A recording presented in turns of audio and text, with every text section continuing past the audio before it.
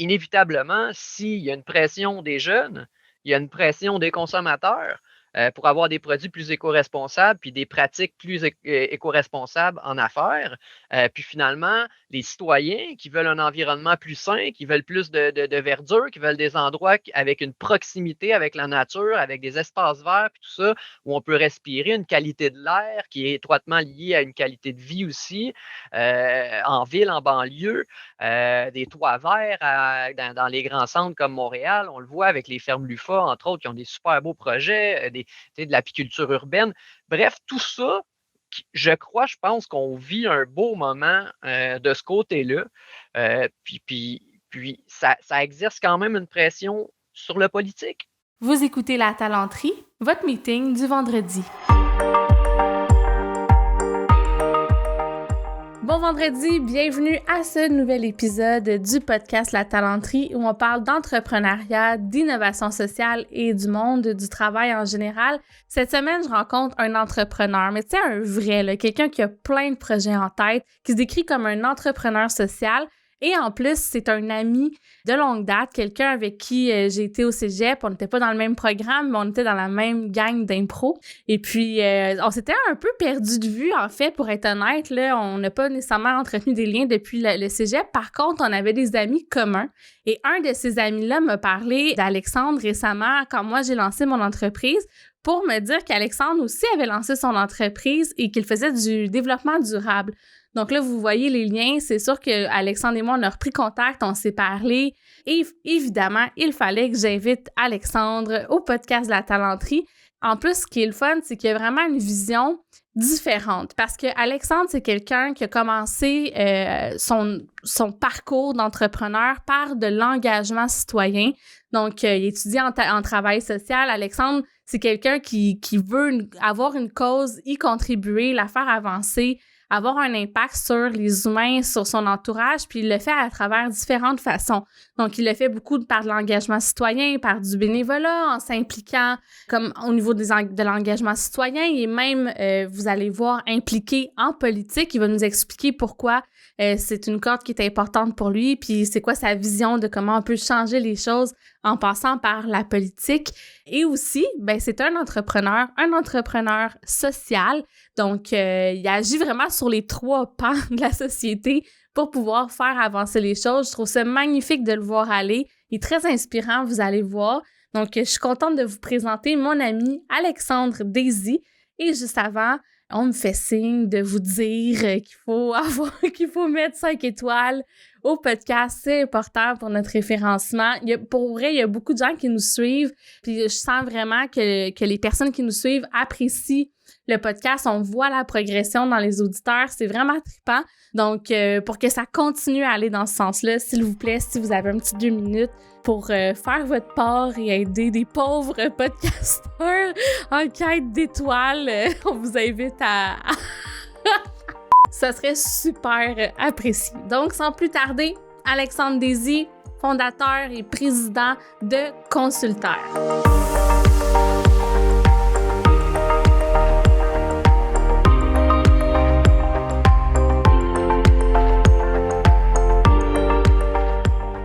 Allô, Alex? Bonjour, Sarah. Ou Daisy, comme on t'appelait. Ouais, aussi. Daisy, c'était mon diminutif depuis un bon bout de temps. Donc, voilà, content d'être là. Merci. Moi aussi, je suis super contente que tu aies accepté. Puis, je pense que tu es mon premier ami, que je reçois quelqu'un que j'ai pas rencontré dans un contexte d'affaires. Fait que je suis comme un peu pas émoustillée, c'est vraiment pas le bon mot, mais comme je suis un peu comme énervée ce matin, très contente. Alex, tu as un parcours vraiment inspirant, quand on parle d'entrepreneuriat, parce que toi, tu as commencé par d'une autre façon, disons, tu n'as pas commencé en lançant ton entreprise, tu as commencé en t'impliquant comme citoyen. Ouais. Raconte-nous un peu ça. Yes, ben, j'ai un parcours quand même d'implication sociale assez grand pour mon petit 34 ans. En réalité, ça a commencé un petit peu par du bénévolat à gauche à droite. Je pense même qu'au secondaire, oui, c'est vrai, au secondaire, on avait fait du bénévolat dans le cadre du programme d'éducation internationale. J'étais allé à l'école secondaire Armand-Corbeil à Terrebonne. Puis on avait du bénévolat à faire à chaque année, un certain nombre. Puis c'était justement pour nous intéresser à l'implication sociale. On avait des travaux par rapport à ça pour faire des liens. Fait que je dirais que mes premiers engagements sociaux ont commencé là. Puis bon, ça a continué après le secondaire avec l'implication dans des conseils d'administration. Je suis tombé plus dans un mode je vous dirais, légal, ou avec plus de responsabilités officialisées, si on peut dire.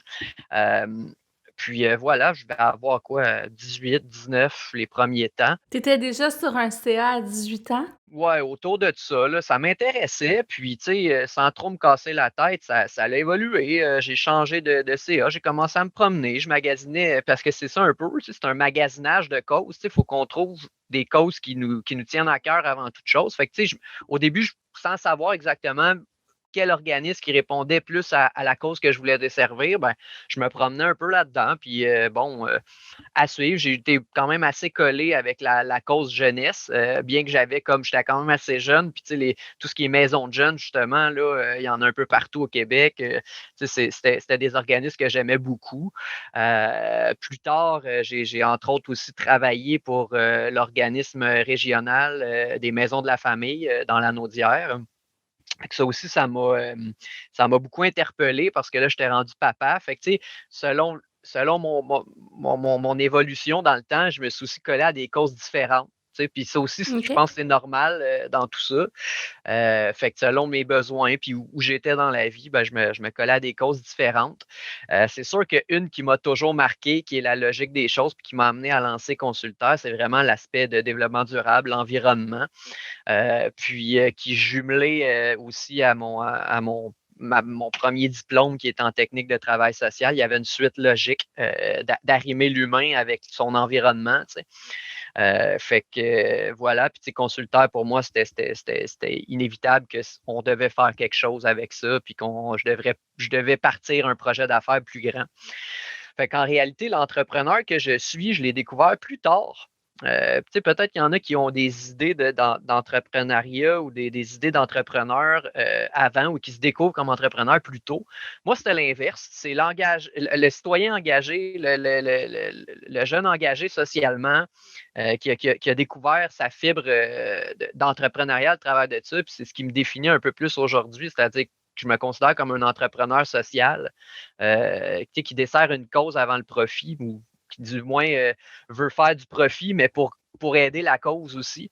Fait que, il y a toute cette notion-là, fait que c'est bien intéressant. Puis, autrement, dans mon parcours, je ne pourrais pas non plus passer à côté du fait qui dit engagement citoyen, engagement social, à un moment donné, ça suscite certaines habiletés politiques. Puis, j'ai quand même toujours eu un petit intérêt pour la politique parce que je pense que c'est une machine qui certes, surtout quand j'étais plus jeune, j'étais peut-être plus revendicateur, fait que je collais moins à ça. Mais à un certain moment, j'ai compris que les aspects politiques, la politique, le politique étaient intéressants à se servir, que dans le fond, c'était un outil qu'on pouvait se servir, un levier pour faire avancer des causes sociales, environnementales. Fait que ça m'a mené à justement devenir membre du conseil d'administration du Forum Jeunesse La Naudière. Qui, lui, qui travaillait ardemment parce qu'il n'existe plus, malheureusement, ils ont été abolis. Mais somme toute, il travaillait beaucoup à la mobilisation citoyenne auprès des jeunes, l'implication citoyenne, la participation dans la politique active ou sinon de vraiment stimuler la jeunesse à s'intéresser à l'aspect politique puis l'engagement citoyen. Puis c'était vraiment intéressant. On avait un CA quand même assez comblé. J'ai eu beaucoup de plaisir. Des forums jeunesse, à ce moment-là, il y en avait un dans chacune des régions administratives du Québec. Fait que quand on a eu des congrès, c'était fou parce que là, on pouvait parler avec plein d'autres personnes comme moi. Fait que je me suis découvert un peu là-dedans, à savoir, OK, je suis pas tout seul comme engagé social, sans savoir qu'il y avait d'autres jeunes qui s'intéressaient à ça.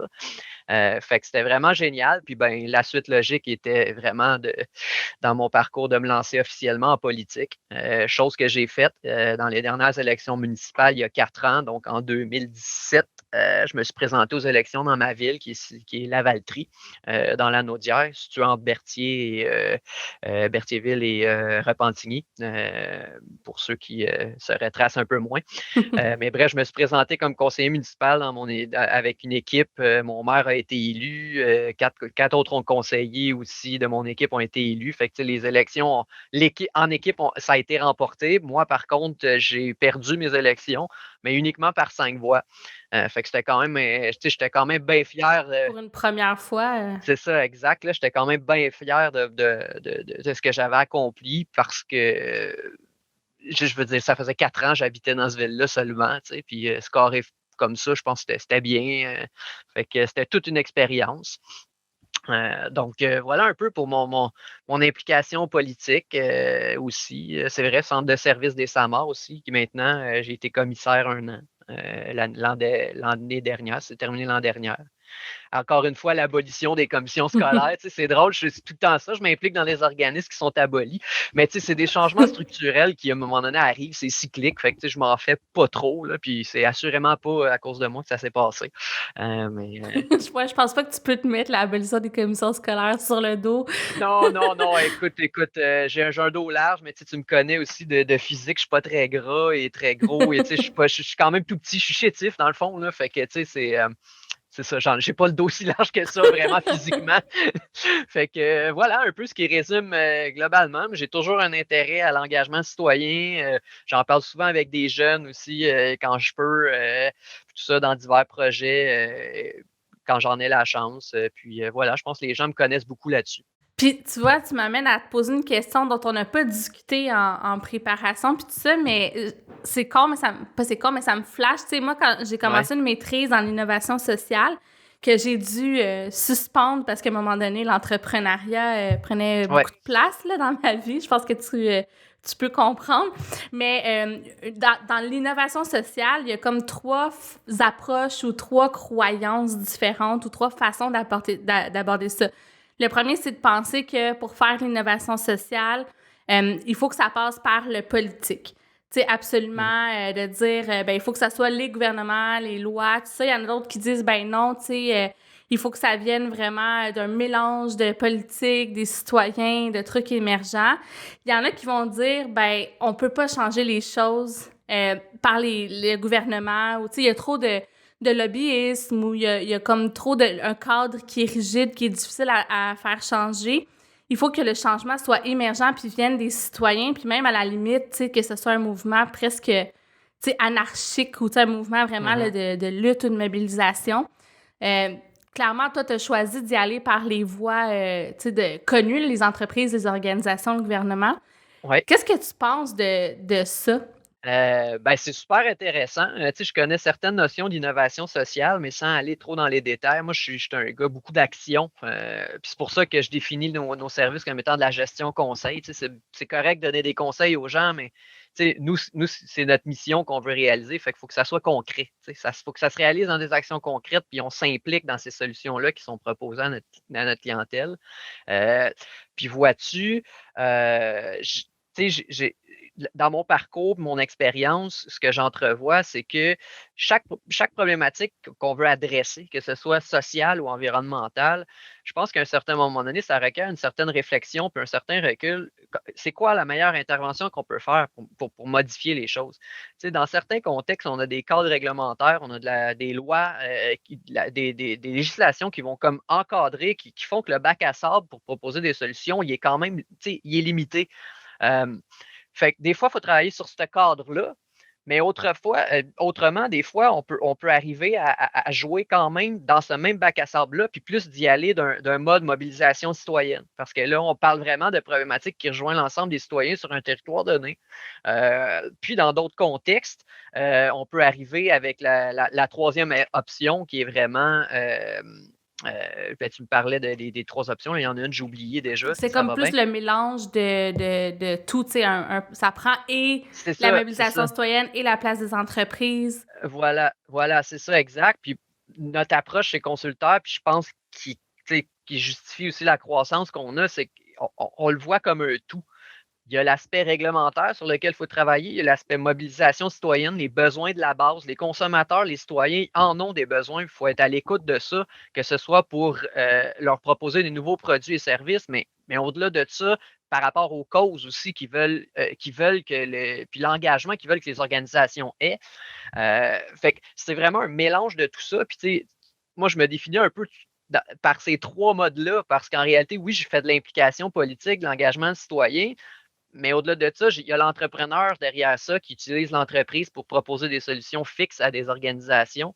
Fait que je joue un peu avec tout ça, puis j'ai déjà été un petit peu anarchiste, c'est sûr, là, particulièrement à l'adolescence et cette belle période de rébellion que tout le monde connaît.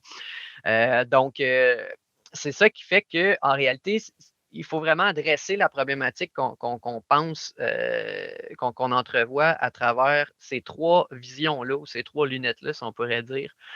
Puis chaque solution qui va émerger va être un mélange de tout ça à certaines répartitions de pourcentage là, selon les besoins, puis surtout pour améliorer puis optimiser l'impact. Je pense que c'est ça la clé du succès. Puis tout ça. Puis même dans l'histoire, que ce soit au Québec, au Canada, dans le monde, on peut identifier certaines mouvances de changements sociaux exactement par l'innovation sociale, mais par un mix de tout ça. Ça n'a pas toujours été que réglementaire, ça n'a pas toujours été que mobilisation citoyenne. Des fois, c'est la mobilisation qui va initier quelque chose, mais après ça, pour ramener un changement de cadre législatif.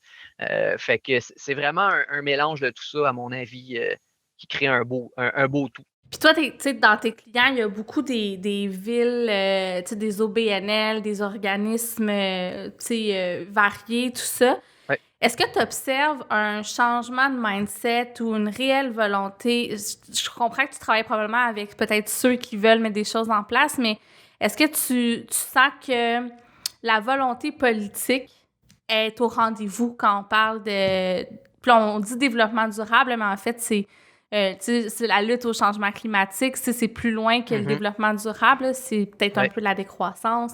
Oui, ben c'est sûr que décroissance, ça peut en rendre plus d'un frileux au niveau économique. Par contre, il y a l'aspect de décroissance, on pourrait s'attarder là-dessus, tout comme les changements climatiques, mais c'est sûr que les organisations, le monde municipal, moi, je crois qu'ils ont plus de sensibilité à ça qu'avant.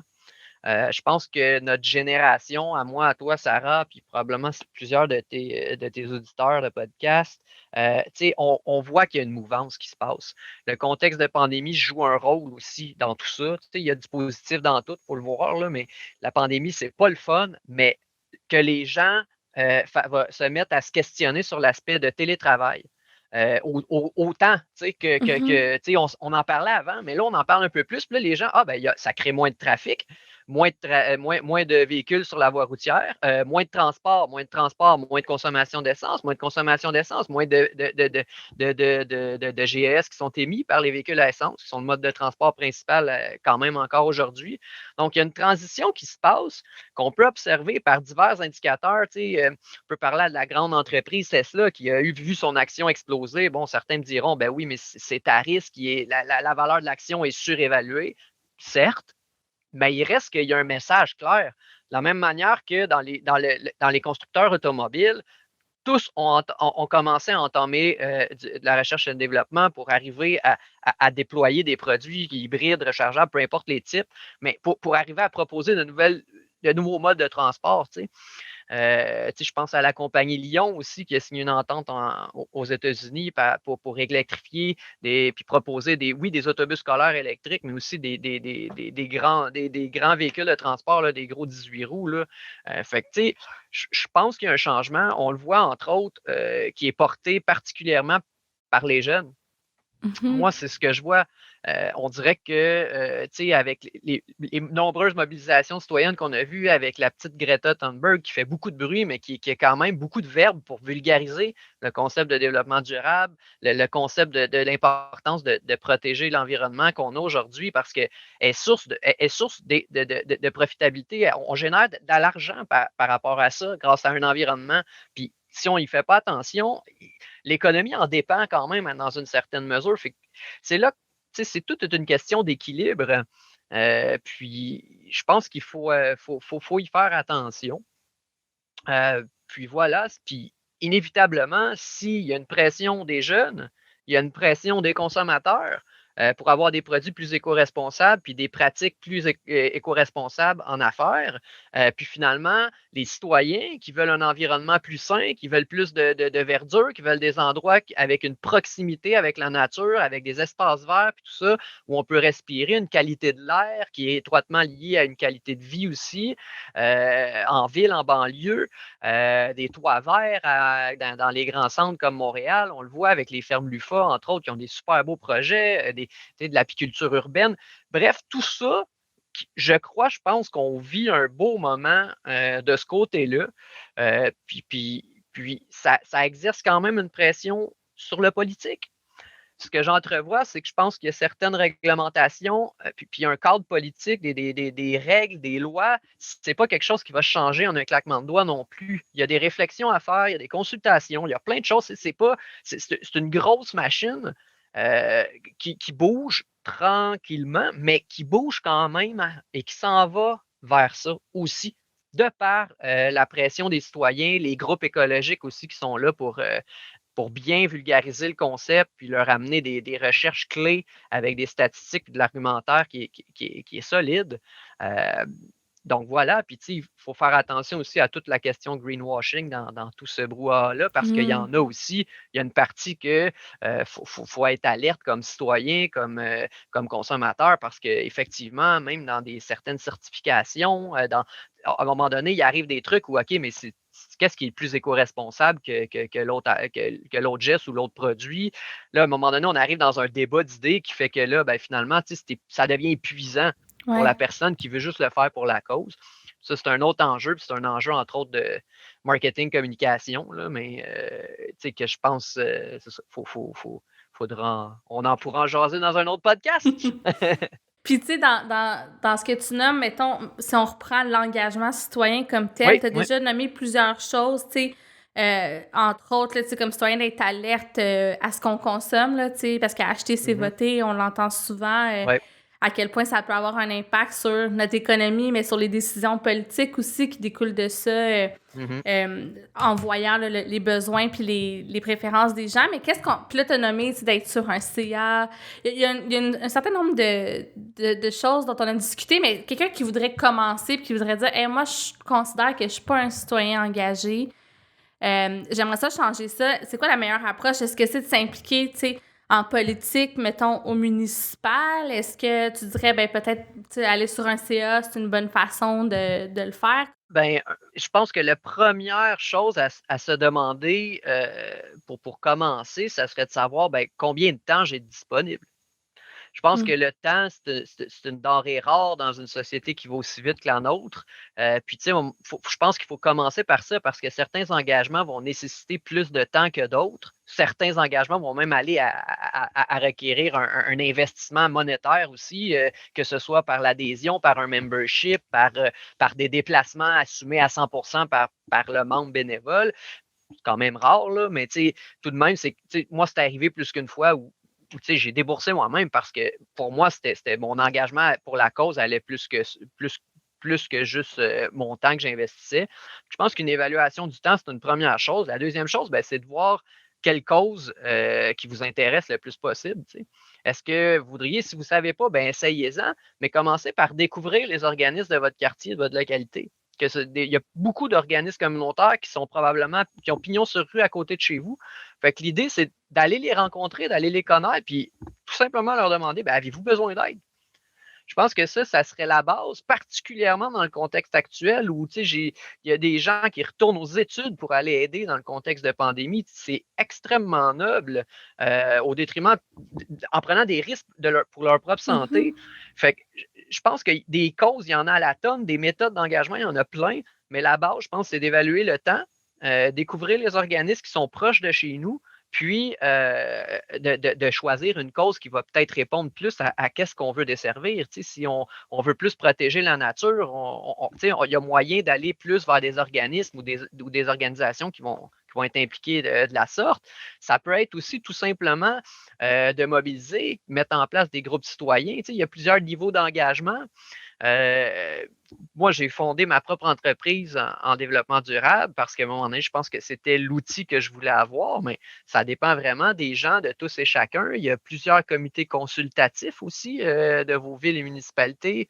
C'est de plus en plus à la mode de solliciter au-delà de juste un vote aux 4 ans au municipal, ben, qu'on puisse solliciter les citoyens puis les impliquer dans des comités consultatifs, que ce soit en urbanisme ou aménagement du territoire, par exemple, ou dans des comités consultatifs en environnement aussi. C'est pas toutes les villes et municipalités qui en ont, mais il y en a quand même beaucoup plus qu'on pense. Fait que des fois, c'est de s'informer des organisations autour de nous, puis de voir, est-ce qu'il y a de la place pour l'implication? Puis c'est très rare qu'il n'y en a pas. Il y a plusieurs aussi causes des fondations qui peuvent avoir besoin de dons, mais qui ont aussi besoin gravement de bénévoles. Puis plus que jamais dans le contexte où énormément de leur levée de fonds annuelle, c'était directement des événements. Là, les événements, c'est beaucoup plus difficile à réaliser. Là, le milieu culturel, événementiel, c'est difficile actuellement à cause de la pandémie, mais il y a peut-être d'autres moyens de les aider différemment. Fait que c'est vraiment, il y a diverses choses, puis c'est sûr que, tu sais, s'il y a un niveau plus élevé, ben là, à ce moment-là, oui, il y aurait, je pense, un niveau d'engagement qui se tombe à s'engager sur un conseil d'administration pour un mandat de 1 à 2 ans ou 3 ans. Sinon, plus loin, justement, l'implication politique, que ce soit l'implication avec une équipe ou pour faire valoir des causes aussi au sein de la politique, du politique, ça aussi c'est important. Sinon, des projets citoyens comme je pense à un super beau projet que tu pourras peut-être rencontrer dans un podcast, un de ces quatre, mais qui est Mission 100 tonnes, qui s'en va vers Mission 1000 tonnes, puis tout ça à cause qu'ils ont ramassé des déchets partout au Québec, mais au-delà des frontières du Québec, sont allés, il y a eu des missions un peu partout dans le monde. Là. Wow. Est-ce que c'est dans les océans ou pas, ou dans les lacs, là, peu importe, ou pas nécessairement? C'est surtout en berge, mais c'est un peu partout en réalité. Ouais, c'est ça. L'objectif, c'est vraiment d'amasser des déchets, tout simplement, puis des déchets qui ont resté extrêmement longtemps là, dans des endroits. Je sais aussi que la ville de Mascouche avait organisé un grand nettoyage de berges de la rivière Mascouche qui avait d'énormes difficultés en termes de pollution, où il y avait énormément de déchets qui s'étaient accumulés avec le temps. Il y a même une carcasse de voiture qui est écrasée sur le côté parce qu'ils n'ont pas été capables de la sortir, mais ça sert d'interprétation. Puis c'est un visuel fort pour montrer aux gens, regardez, si vous ne ramassez pas à un moment donné les déchets, on ne peut pas laisser ça partout. Tu sais. Puis c'était une mode dans notre histoire aussi, là, que les gens, on voyait un cours d'eau, puis on mettait nos déchets là-dedans. Tu sais. Il y a eu un temps, c'était comme ça que ça fonctionnait. Tu sais. Mais c'est inspirant beaucoup parce que c'est des projets aussi dans lesquels les gens, on peut s'investir. Tu sais. Puis il y a même des solutions pour des corporatives, là, pour des entreprises qui voudraient mobiliser sa propre équipe. Puis là, ça va toucher un peu plus ton domaine. En RH, quand tu veux mobiliser tes équipes, puis tu arrives sur un projet, au lieu de se faire un petit 5 à 7, 5 à 9, ben écoutez, en fin de semaine, on fait un grand nettoyage de berges. Puis Ouais, tout ça, c'est vraiment. notre gang. C'est mobilisateur et c'est un geste qui est concret quand même. Là. Puis quand tu quantifies les matières, puis le poids des matières qui ont été sorties d'un cours d'eau, par exemple, là, c'est surprenant. Là. C'est surprenant ce qu'on peut accomplir, mais je pense que c'est tout le monde qu'il faut qu'il fasse un bout de chemin et qu'il s'implique pour qu'on voit que non, ça fait vraiment une différence. Là, tu sais. Puis tu vois, dans ce que tu dis, c'est tellement vrai. Puis moi, je l'observe dans les organisations. Tu sais, c'est pas nouveau là, que d'aller faire des journées de bénévolat en gang ou de participer à des causes ou de Non, c'est défis ça. sportifs. Mais je sens vraiment un changement de mindset où là, c'est plus juste, tu sais, une journée par année, puis le reste de l'année, on continue business as usual. Je pense qu'il y a des organisations qui veulent vraiment que ça soit au cœur de leur ADN, que ça soit, tu sais, qui demandent à leurs employés de choisir des causes aussi des fois pour comme organisation les porter tu sais financièrement ou même à donner des ressources tu sais comme du temps payé ou des choses comme ça là. Ouais, certainement. Puis tu sais, ça me fait justement penser. J'ai été, il y a déjà un petit moment, j'ai été sélectionné pour une délégation pour aller en Hongrie lors d'un forum d'entrepreneurs sociaux pour adresser la question environnementale de l'entrepreneuriat social. Puis j'ai été agréablement surpris de rencontrer autant d'entrepreneurs sociaux qui cherchaient des solutions. Mais là, on parle d'une échelle internationale. Là. C'était en Hongrie, on était à Budapest, puis il y avait des gens qui venaient de sud de l'Afrique, l'Europe entière, Russie. C'était hallucinant, là, puis c'était tout. Encore une fois, il y avait des jeunes quand même, je dis jeunes, mais rendu là, il y en avait de tout âge en réalité. Là, c'était toutes les générations qui s'impliquaient. Fait que je sais qu'on a peut-être plus parlé de jeunesse, mais cet aspect-là est important. C'est qu'il n'y a pas d'âge pour s'impliquer non plus. Ouais. Il suffit juste d'avoir la petite flamme pour se dire, ben, OK, on s'implique, puis go, on fonce. Puis on parle souvent des jeunes qui portent le mouvement, mais je pense qu'il y a beaucoup de parents aussi qui voient, qui réfléchissent à l'avenir de leurs enfants, puis qui sont très touchés par cette cause-là. Ouais. Fait que de plus en plus, en tout cas, t'es beaucoup mieux placé que moi pour l'observer, mais je m'intéresse un peu, puis je me rends compte que ça résonne de plus en plus, à travers toutes les générations. Fait que je pense que ça, c'est inspirant, là.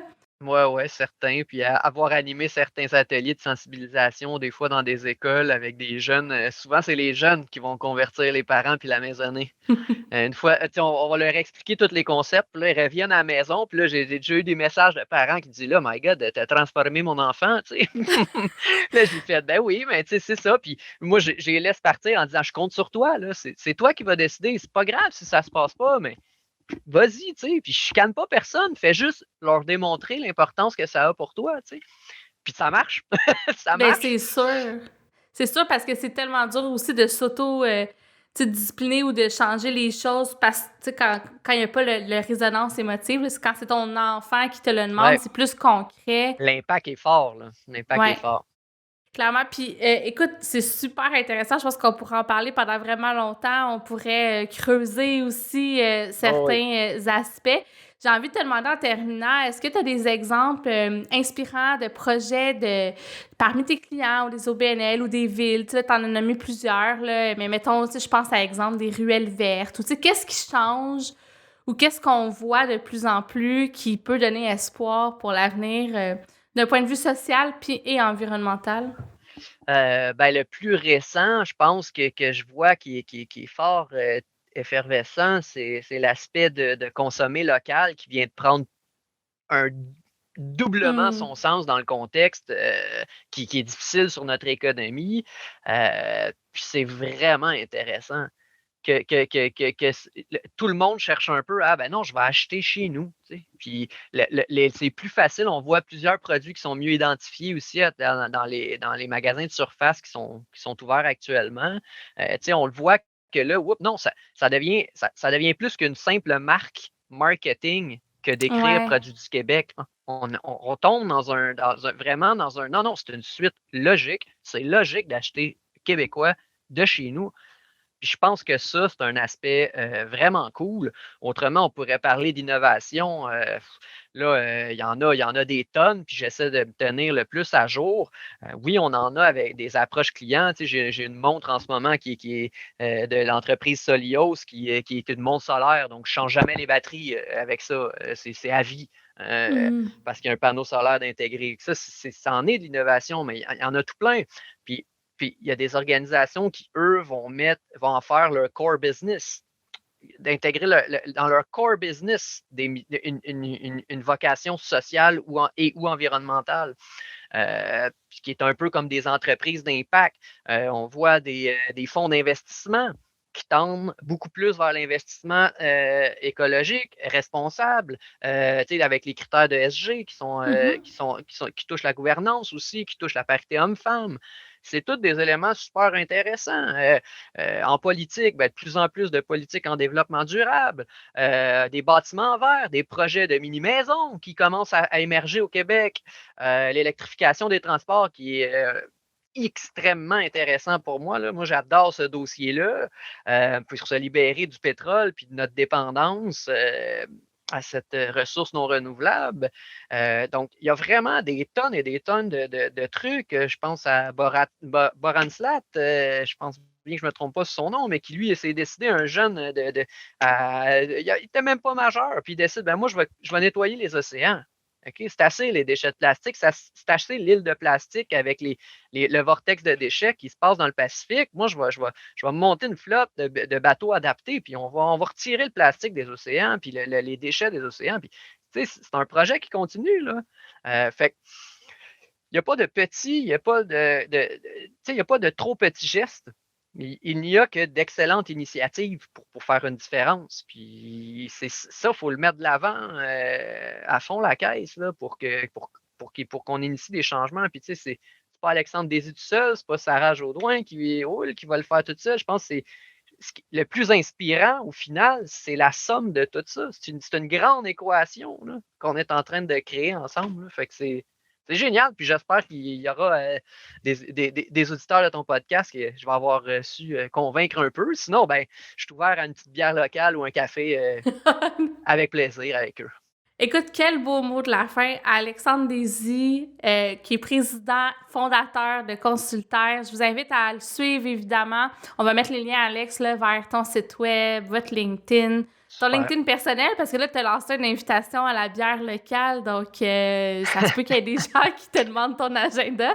Ah oui, let's go. Mon agenda est très rempli par les temps qui courent, mais puis les bars et restaurants étant fermés, c'est un peu plus difficile, mais on pourra peut-être se booker des rendez-vous après pandémie, ou sinon à distance, en Zoom avec des bières locales virtuelles, on va au dépanneur du coin. Là. En tout cas, moi, je sais pas dans ton coin, mais moi, à Montréal, la bière locale, c'est pas ce qui manque là, dans les dépanneurs. Non, effectivement. Moi, j'ai la microbrasserie Hopfenster qui est dans mon coin. J'ai l'alchimiste aussi, mais voilà. Mais bon, j'en ai pas autant, mettons, qu'à Montréal. Mais on a des commerçants qui se donnent le travail d'aller en chercher des très bons produits québécois.